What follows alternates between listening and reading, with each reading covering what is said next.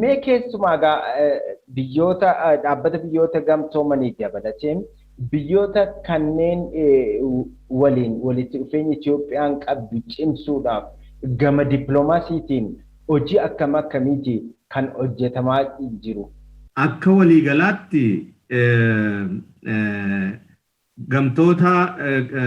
gamtaa biyyoota addunyaa kan Jenevaa jiruu fi Viennaas kan jiru wajjiniin walqunnamtiin biyya keenyaa haala gaariidhaan deemaa jira. Jenevaa keessatti dhaabbileen kun baay'eedhaa lakkoofsaanii gara 30-40 kan ga'anidha. Viennaattis immoo gara 4 kan caalantu jira.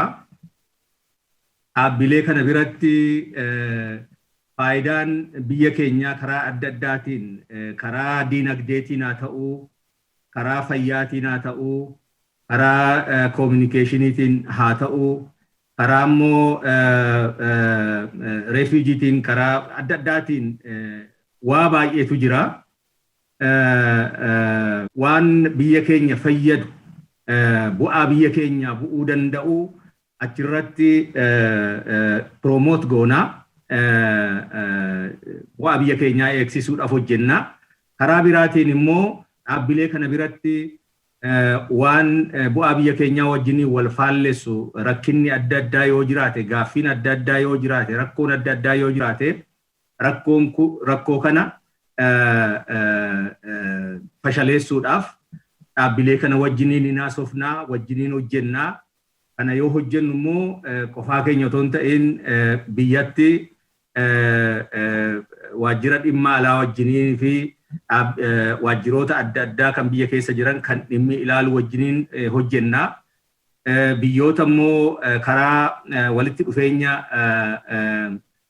biyyootaatiin kan ilaalu immoo Switzerland, Austria, Hungary fi Rumaaniyaas akkasuma waan wajjiniin bu'aa wajjiniin lamaaniin guddisuu barbaannu irratti cimnee hojjechaa jirra.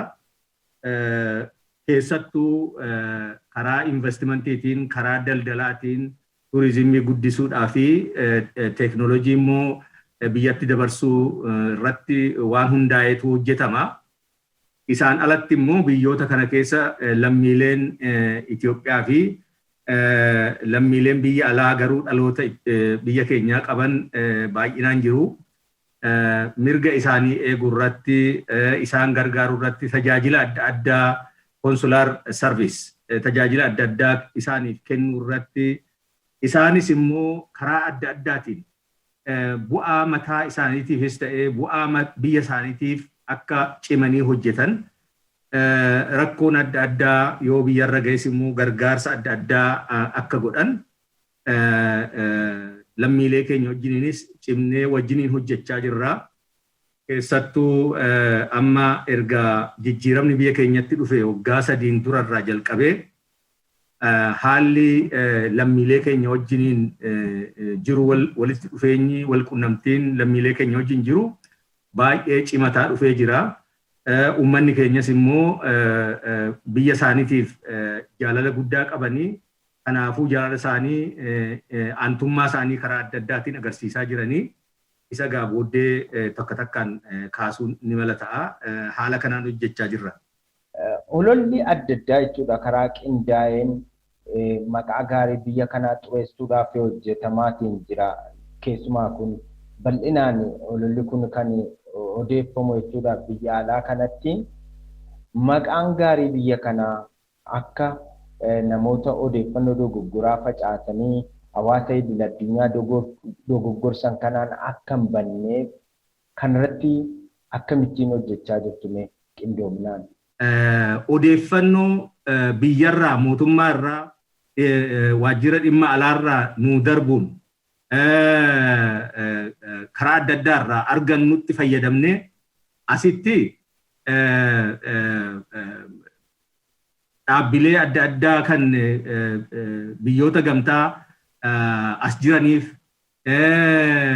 warra miidiyaa adda addaatiif Embaasota immoo biyyoota adda addaa kan Jeenevaa fi Veenaa keessa jiran biyyootii afran immoo nuti duukaa buunuuf miidiyaalee adda addaatiif dabarsaa turre. Yeroo jalqabaatiif rakkoon kun akkuma uumameen maaliif akka ta'e eenyu maal akka hojjete badii eenyu akka ta'e akkamitti wanti kun akka jalqabame waraanni kun kan jalqabame TPLF haleellaa hoomaa waraanaa keenyatti irraan ga'een akka ka'e san booda garuu wanti mootummaan barbaadu fedhiin mootummaa uummata Tigraay miidhuu otoo hin ta'in namoota kana qabanii seeratti dhiyeessuu uummata Tigraay immoo isaan irraas bilisa baasuu deebisanii ijaaruu ta'uusaa namoota biyyoota kanatti dhaabbilee kanatti biyyoota kanatti ibsaa turre ragaa isaan biraan gahaa turre miidiyaalee adda addaa biraanis gahaa turre san booda garuu akkuma wanti kun itti fufaa deemeen dhaabbileen adda addaatii fi biyyoonni adda addaa mootummaan keenya warra badii hojjete kana wajjiniin ta'anii akka mari'atan akka araaraman akka mootuu tarkaanfii fudhatan kana akka dhaaban dhiibbaan irratti godhamaa ture sun seeraan ala waan ta'eefi mataa isaaniitiin biyya isaanii keessatti wanti akkanaa otoo uumame waan hin hojjenne uummata keenya mootummaa keenya gaafachuun fudhatama akka hin qabne itti himamee san booda mootummaan tarkaanfii fudhateen yeroo gabaabaa keessatti jaroota kana mo'atee achi ari'ee jira. San booda erga dhiyeessanii booda duukaa bu'ee kaan qabee seeratti dhiyeessee kaan mootuyyuu ajjeesee kunis warra dhokatanis immoo duukaa bu'aa akka jiraatu kana hundumaa odeeffannoo kana dabarsaa turre. Haa ta'u garuu odeeffannoo argatanis TPLF gaafa waan kana yaaddu waggaa 3 qophiin isaan godhan waraanaan of ijaaruu qofa otoo hin ta'in karaa waraana miidiyaa karaa kaampeenii propagandaatis qophaa'aa waan turaniif horii mootummaa kan hataa turan neetworkii ijaaraa turanitti fayyadamanii ijoollee isaanii fira isaanii kan biyya alaa jiratti fayyadamanii gaazexeessitoota fi dhaabbilee adda addaatitti immoo horii hatan saniin bitanii itti fayyadamoo waan turanii fi odeeffannoon dogoggoraa biyyoolee adda addaa dhaabbilee adda addaa bira ga'ee wanti kun dhiibbaa gara mootummaatitti akka dhufu gochuun danda'amee ture. Garuu dhawaatuma yeroon deemuun nus duraan ittiin qophoofne san booda akkasumatti kaanee embaasiiwwan keenya uummanni keenya lammiileen keenya kan ala jiran mootummaanis waan kana deebisnee fashaleessuudhaan odeeffannoo sirrii ta'e kennuudhaan waan hojjetameen yeroo ammaa kana haalli jijjiiramee cufaa cufatti garuu dhaabbatee otoo hin ta'in dhume otoo hin ta'in karaa gaariirra jira. Dhiibban nurra gahaa jirus immoo amma gadi laafaa jira.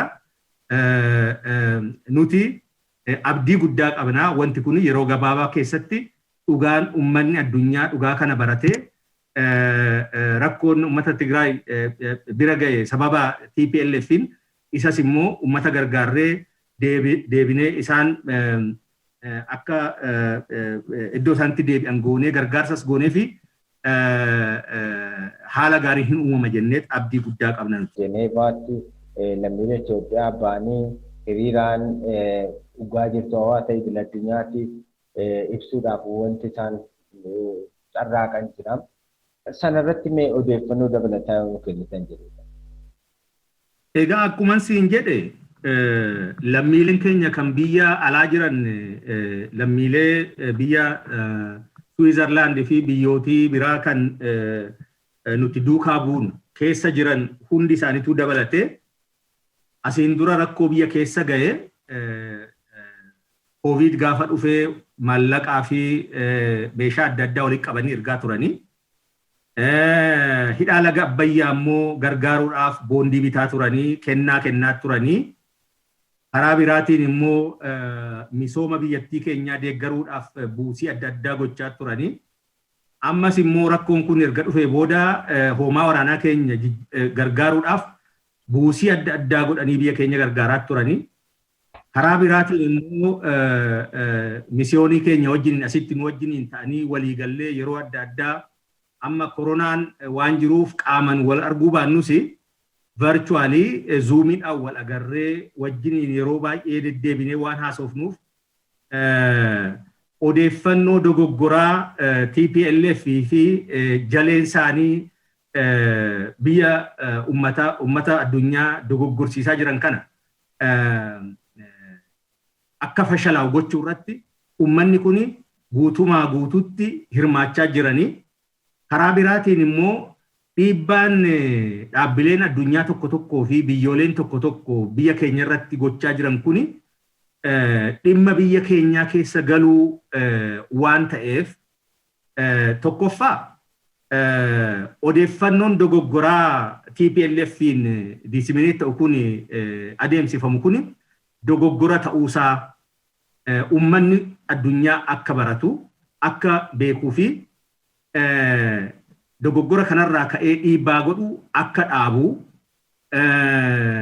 odeeffannoo dhugaa ta'e immoo argatee odeeffannoo dhugaa ta'e sanirratti hundaa'ee biyya keenya karaa gaarii ta'een karaa sirrii ta'een karaa nagaa ta'een akka gargaaru karaa biraatiin immoo dogoggora sanirratti hundaa'ee dhimma biyya keenyaa keessa galaa warri jiran warri isa yaalaa jiran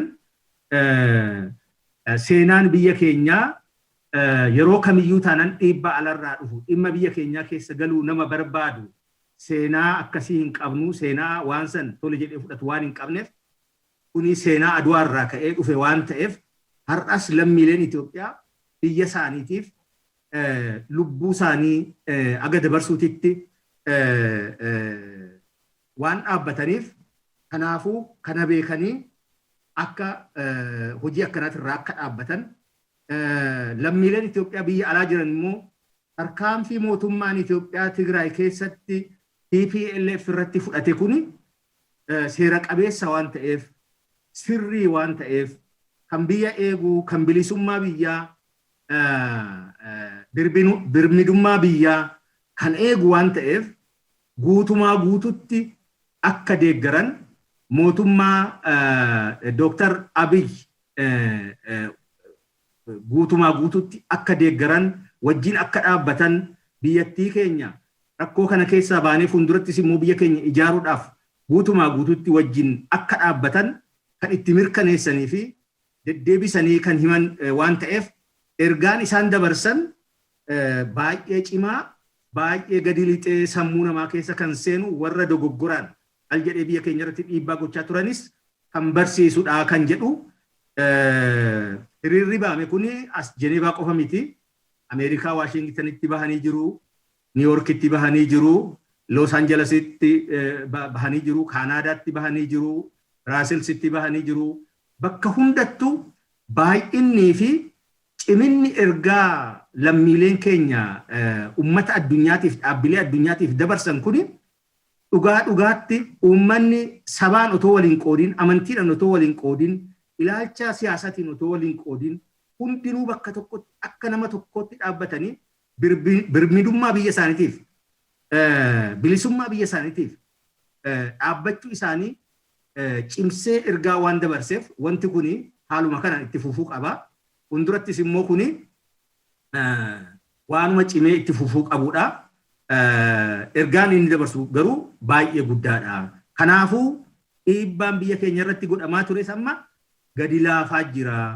Aga ammaatitti dhiibbaan TPLF fi ergamtoonni ishee godhanis biyya keenya irratti dhiibbaa waan murtii biyya keenya irratti kan biyya keenya miidhu waan guddaa waan geessise hin qabu. Garuu maqaa xureessuu maqaa balleessuu irratti yaalii godhanii jiru. Maqaan immoo indeebi'ee haaromaa amma jijjiiramaa jira. Duraan isaan dhiibbaa gochaa turanii amma immoo dhiibbaarraa ofirraa dhiibuutti garagaraniiru. Duraan offensiif turanii amma difensiif ta'aa jiran. Kanaafuu haalli kun cimee itti fufuu qabaa jenna. Biyyoonni kunneen teessoo dippiloomaatotaati. Waan guddaatu jara kana wajjin hojjechuun danda'ama gama hawaasummaa gama dinagdeetiin dhaabbilee garaagaraa achi keessa jiru. Dhaabbilee kanneen itti fayyadamuudhaan keessumaa biyya keenya wajjin walitti dhufeenyi jiru cimee gama dinagdeetiinis hawaasni kun fayyadamaa akka ta'u hojjechuudhaaf maaltu hojjetame?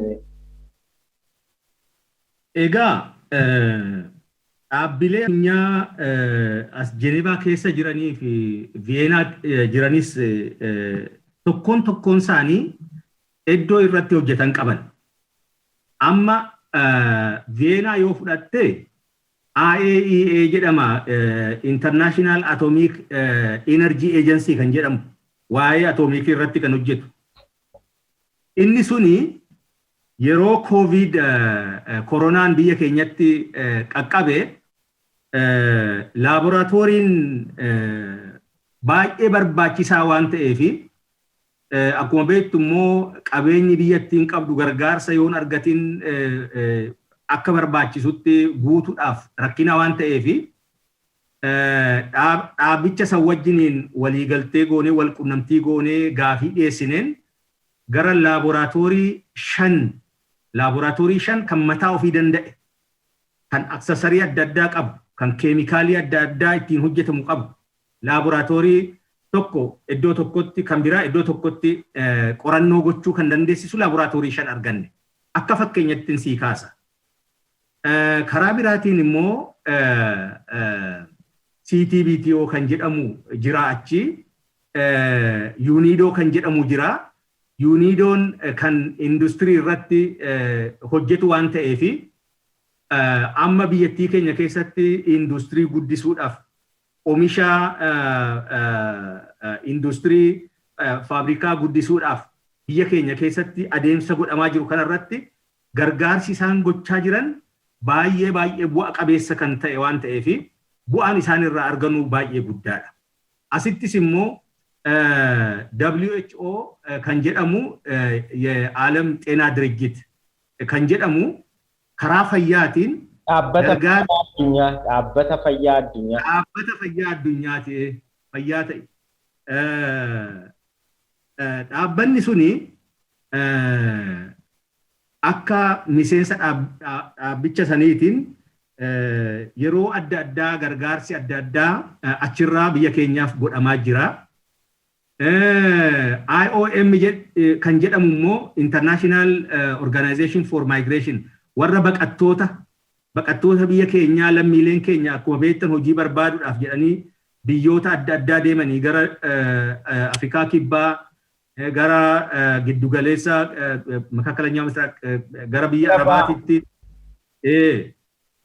bakka adda addaa deemanii rakkoo isaan irra gahaa jirurraa ka'ee gargaarsa guddaa waan barbaachisuuf bakka jiranitti isaan gargaaruudhaaf biyyatti deebisuudhaaf gargaaruudhaaf biyyatti seega deebi'an immoo deebisanii dhaabuudhaaf karaa biraatiin immoo teeleekoominikeeshiniin jira. Innis gargaarsa bu'aa kan qabu gargaarsatu jira. Karaa biraatiin immoo WTO kan jedhamu kan daldala addunyaatti irratti hundaa'ee miseensa ta'uudhaaf hojjechaa jirra. Garuu haga ammaatti miseensa hin taane isarratti hojjechaa jirra. Dhaabbileen adda addaa kan Human Rights Council kan jedhamu jira bakka mirga namummaa kan addunyaa kan as jira Jenevaa keessa jira. Achirratti waa hedduutu ka'a. Mirgi ummataa sarbamee jira jedhamee himannaan adda addaa yeroo adda addaatiin dhiyaataa kan biyyoolee adda addaa nuti immoo waliigaltee addunyaa adda addaa keessatti miseensa waan taaneef waliigalteewwan sun biyya keenya keessatti haala gaariidhaan hojii irra ooluu isaaniitiif gabaasa yeroo adda addaatiin dhiyeessinaa. Gabaasni sun yoo dhiyaate asitti dhiyeessuudhaan walga'iin adda addaa yoo jiraate achirratti hirmaannee haala mirgi namaa itti eegamaa jiruun odeeffannoo kennuu, himannaan adda addaa immoo yoo nurratti dhiyaate himannaa saniif deebii kennuu, himannaan dogoggora ta'e yoo nurratti dhiyaate waan san kan sirreessu odeeffannoo gaarii kennu biyya keenya mirga biyya keenyaatii fi maqaa biyya keenyaa eeguu irratti hojii guddaatu achirratti hojjetama. Egaa kanaafi kan kana fakkaatantu jira. Walumaa galatti garuu dhaabbilee addunyaa adda addaa Jenevaa keessas ta'ee Viyeenaa keessa jiran mirga biyya keenyaa eegsisuudhaaf bu'aa dhaabbilee kanarraa argannu haala gaariidhaan akka argannu gochuudhaaf garuu immoo himannaan adda addaa yoo jiraate rakkoon adda addaa yoo jiraate immoo mirga biyya keenyaa eeguudhaaf hojii guddaatu hojjetamaa jira. Yeroo baay'ees fudhatee kan irratti hojjennu isa biyyoolee kaanis immoo kan bakka bu'uun irratti walqunnamtiin bilateral relation kan jedhamu walqunnamtiin biyyoota lamaanii keessa jiru karaa adda addaatiin karaa siyaasaa karaa diinagdeetiin karaa hawaasummaatiin irratti hojjennaa. Lammiileen keenya biyya kana kan jiran mirgi isaanii akka eegamu al tokko tokko biyya keessanitti deemaa as jiraachuudhaaf hiyyaman arganne jedhanii ari'uudhaafis yaalii adda addaa godhanii achirrattis immoo amma danda'ameen mirgi isaanii eegsisuudhaaf gargaarsa amma danda'ameen gochuu irratti waa hedduutu hojjetama. Walumaa galatti garuu bu'aa biyya keenyaa buusuudhaaf ergama biyya keenyaa taanee mirga keenya eegsisuudhaaf bu'aa argachuudhaaf investara asii filannee erguudhaaf teekinooloojiin akka dabru gochuudhaaf lammii keenya gargaaruudhaaf hojiin adda addaatti hojjetamaa jira. Egaa kana jabaatee itti fufa fuulduratti walqunnamtiin lammiilee keenya hin qabnus yeroo irraa gara yerootti cimaa waan dhufeef nuti formaal ambaasaddar taanus isaan informaal ambaasaddara biyya isaanii waan ta'aniif yeroo fuulduraatti wajjiniin hojjechuu dandeenya.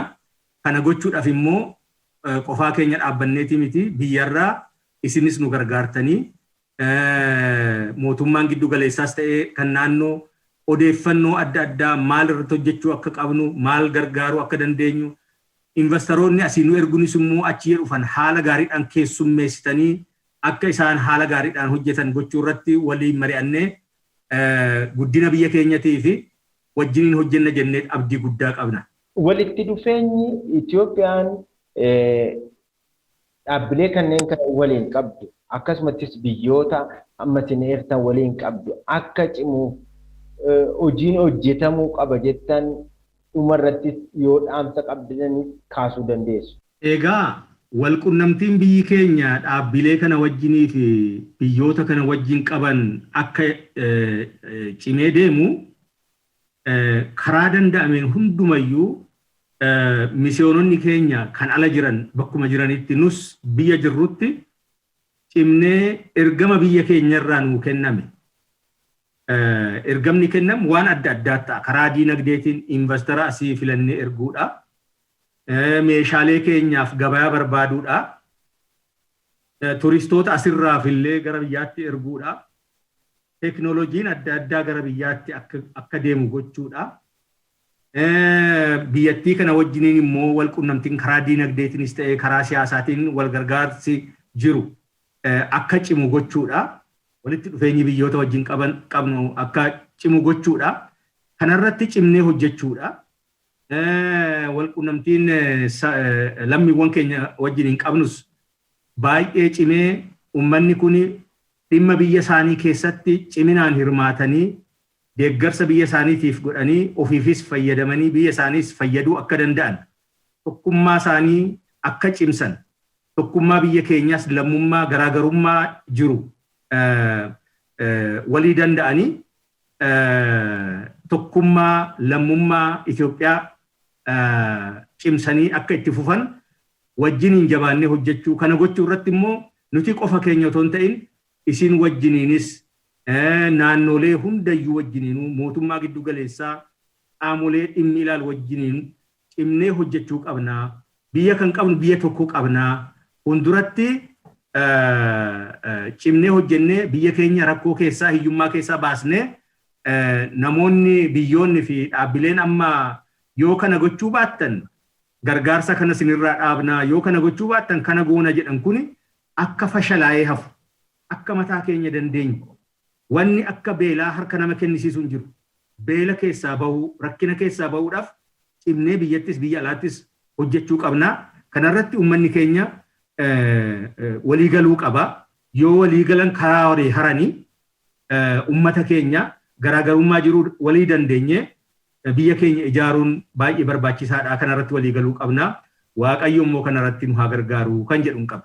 dhaabbata biyyoota gamtoomanii Jeneevaa fi Veenaatti ergamaa addaa Itoophiyaa fi Swiizerlaand, Oostiriyaa fi Hangaarii fi Roomaaniyaatti ambaasaadara Itoophiyaa ambaasaadar Zannabaa Kabbadaa ibsa bal'aasaa dhimma kanaan wal qabatee naa kennitaniif guddaan sin galateeffadha.